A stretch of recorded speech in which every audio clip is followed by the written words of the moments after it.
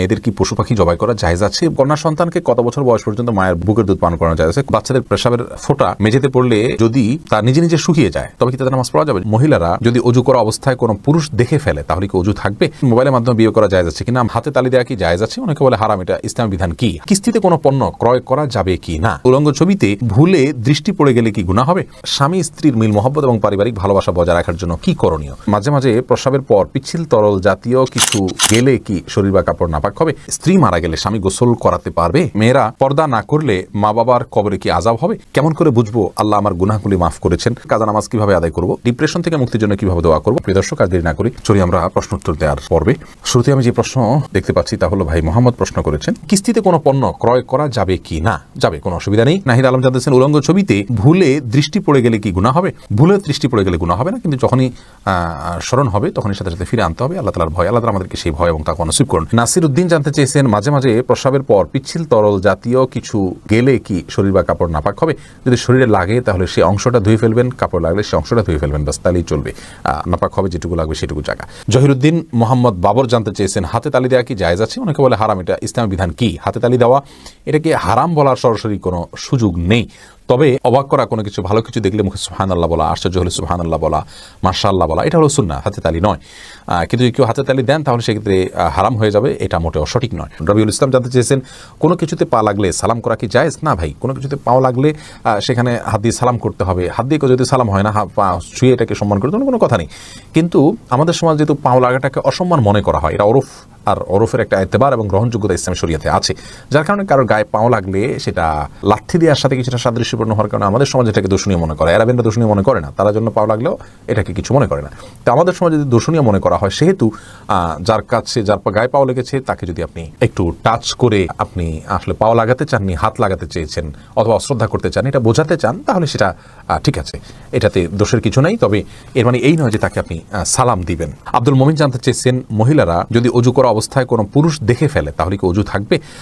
দেখুন ভাই আব্দুল মমিন, অজু করা অবস্থায় কোনো পুরুষ দেখলে অজু ভাঙবে এমন নয়, তবে সেটা যদি ইচ্ছাকৃত দেখেন তাহলে গুনাহ হবে, আর অনিচ্ছাকৃত হলে গুনাহও হবে না। কিন্তু এই দেখার সাথে অজু ভাঙার কোনো সম্পর্ক না, অজু থাকবে ইনশাআল্লাহ। এমনি বাপ্পি জানতে চেয়েছেন, আমি টয়লেটে থাকা অবস্থায় যদি আজান শুরু হয় তখন কি আজান উত্তর দিতে পারি? না ভাই, আপনি অপেক্ষা করবেন, বের হয়ে আজান উত্তর দিয়ে দিবেন। সুজাত হোসেন জানতে চেয়েছেন, দান করলে সওয়াব হয় কিন্তু টাকা ধার দিলে কি কোনো সওয়াব হয়? অবশ্যই সওয়াব হয় ভাই সুজাত।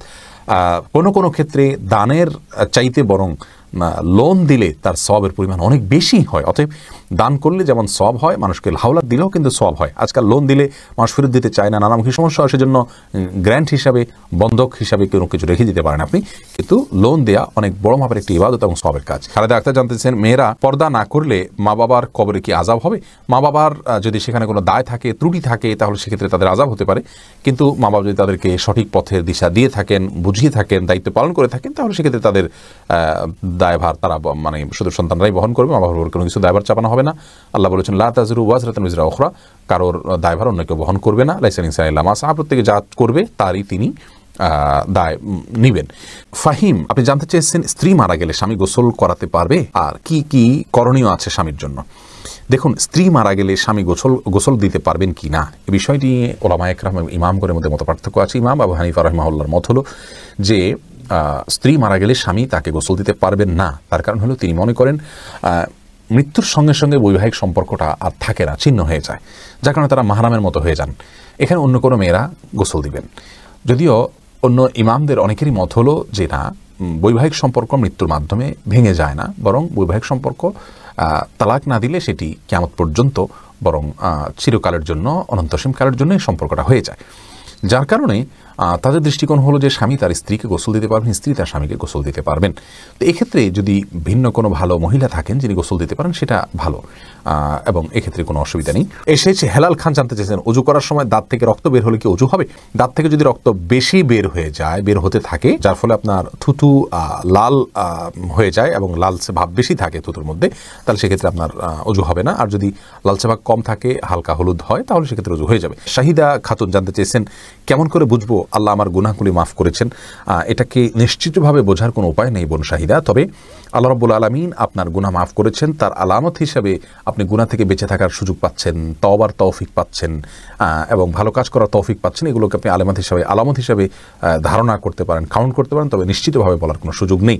এই জন্যই তো আল্লাহ রাব্বুল আলামিনের কাছে তওবা আমরা মৃত্যু পর্যন্ত করে যাব, মাগফিরাত আমরা মৃত্যু পর্যন্ত চেয়ে যাবো ইনশাআল্লাহ বিদিনিল্লাহ। এমডি মনসুর আলী জানতে চেয়েছেন মোবাইলের মাধ্যমে বিয়ে করা জায়েজ আছে কিনা। আমরা এর আগে বারবার উত্তর দিয়েছি, মোবাইলের মাধ্যমে বিয়ে করা জায়েজ হতে পারে, তবে ভিডিও কলের মাধ্যমে সেটা হতে হবে।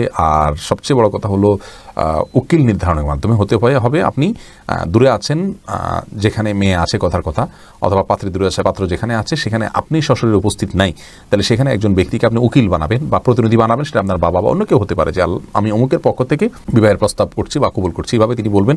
তাহলে দুজন সাক্ষীর সামনে যখন এটি হয়ে যাবে, তাতে বিবাহ সম্পন্ন হয়ে যাবে। আফরিন মোল্লা আপনি জানতে চেয়েছেন কাজা নামাজ কিভাবে আদায় করব। দেখুন, কাজা নামাজ আদায় করার পদ্ধতি হলো, যখন আপনি অনেকগুলো সালাত ছুটে যাবে তখন ধারাবাহিকভাবে পড়ে যাবেন, যতটুকু সম্ভব শুধু ফরজগুলো আদায় করে যাবেন, সুন্নাত আদায় না করলেও চলবে, এগুলো পড়ে ফেলবেন আস্তে আস্তে। ইলিয়াস সানি আপনি জানতে চেয়েছেন স্বামী স্ত্রীর মিল মহব্বত এবং পারিবারিক ভালোবাসা বজায় রাখার জন্য কি করণীয়। ভাই ইলিয়াস, স্বামী স্ত্রীর মিল মহব্বত এবং পারিবারিক ভালোবাসা বজায় রাখার জন্য সর্বপ্রথম করণীয় হলো পরস্পরের প্রতি যে দায়িত্ব আছে, সেই দায়িত্বগুলো ইসলাম শরীয়তের দৃষ্টিকোণ থেকে যেগুলো আরোপিত হয়েছে সেগুলো সম্পর্কে জানতে হবে, এক নম্বর কাজ। দ্বিতীয় কাজ হলো আল্লাহর কাছে দোয়া করতে হবে। সূরা ফুরকান আয়াত নম্বর 74 যে দোয়া আছে, রব্বানা হাব লানা মিন আজওয়াজিনা ওয়া যুররিয়াতিনা কুররাতা আয়ুন ওয়াজআলনা লিল মুত্তাকিনা ইমামা, এই দোয়া স্বামী স্ত্রী উভয় বিশ্বাসী করে অর্থ বুঝে আল্লাহর কাছে নিবেদন করতে হবে, আল্লাহ যেন তাদেরকে সুখ শান্তিপূর্ণ জীবন দান করেন। তৃতীয়ত, তাদের মিল মহব্বতের জন্য দুজনকে ধৈর্যের প্রশিক্ষণ নিতে হবে এবং ধৈর্যের পরাকাষ্ঠা প্রদর্শন করতে হবে। প্রিয় নবী সাল্লাল্লাহু আলাইহি ওয়াসাল্লামের দাম্পত্য জীবনে কতটা ধৈর্যশীল ছিলেন, মেয়েদেরকে কতটা আপনার সহনশীলতার কথা বলেছেন এবং স্বামীর প্রতি কৃতজ্ঞতা আদায় করতে বলেছেন, এই বিষয়গুলোকে আমাদের মাথায় রাখতে হবে